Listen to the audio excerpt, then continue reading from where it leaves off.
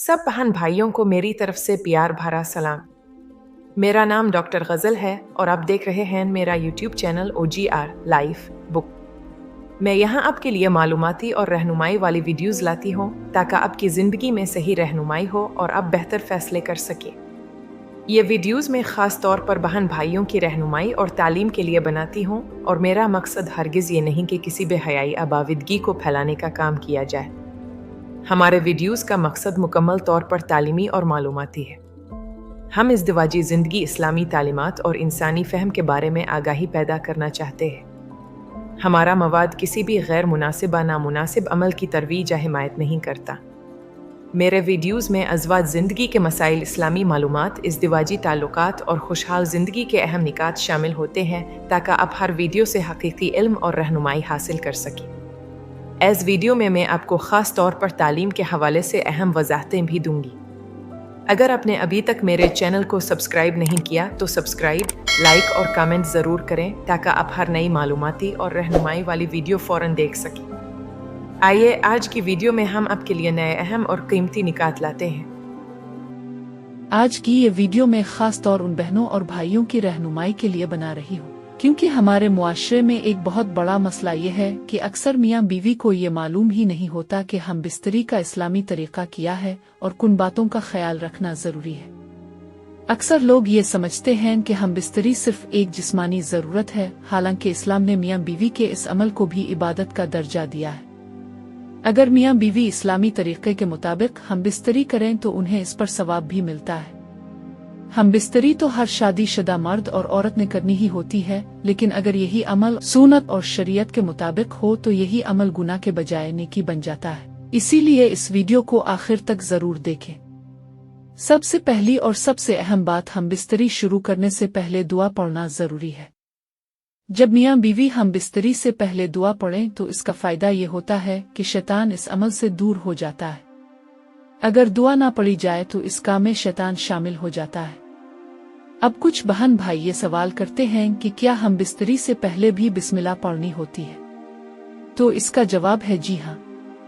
इस्लाम में हर अच्छे काम की इब्तिदा बिस्मिल्लाह से की जाती है। बिस्मिल्लाह पढ़ने का मकसद ये है कि इस अमल में शैतान की मुदाखलत ना हो, क्योंकि जिस काम में शैतान शामिल हो जाए इस काम में कभी सुकून, बरकत और कामयाबी नहीं होती, बल्कि वहाँ किसी न किसी मसले का पैदा होना लाजमी हो जाता है। इसलिए सबसे पहले दिल में नियत करें और बिस्मिल्लाह के साथ आगाज करें। दूसरी अहम बात, मियाँ बीवी की रजामंदी। इस्लाम में ये बिल्कुल जायज़ नहीं कि मर्द ज़बरदस्ती बीवी पर हम बिस्तरी करे, और न ही ये दुरुस्त है कि बीवी मर्द की मर्जी के बगैर ज़बरदस्ती करे। हम बिस्तरी के लिए दोनों का राजी होना ज़रूरी है, दोनों का ज़हनी और जिस्मानी तौर पर तैयार होना ज़रूरी है। अगर किसी एक की तबीयत आमादा ना हो तो दूसरे को सब्र और नरमी का मुजाहरा करना चाहिए। यही इस्लामी अखलाक है। तीसरी बात, सुन्नत के मुताबिक तरीका। सुन्नत के मुताबिक आम और फितरी तरीका यह है कि मर्द ऊपर हो और औरत नीचे हो। ये तरीका फितरत के भी करीब है और से भी साबित है। अलबत्ता अगर मियाँ बीवी बाहमी रजामंदी से कोई और जायज़ तरीका इख्तियार करें तो इसमें गुनाह नहीं, बशर्ते कि वो तरीका शरीयत के दायरे में हो। कुरान पाक में अल्लाह ताला फरमाते हैं कि तुम्हारी बीवियां तुम्हारी खेतियां हैं, तुम अपनी खेती में जिस तरह चाहो आओ। इस आयत का मतलब ये है कि हुदूद के अंदर रहते हुए बाहमी रजामंदी से ताल्लुक कायम किया जा सकता है। चौथी बात, कुछ काम जो सख्त गुनाह है।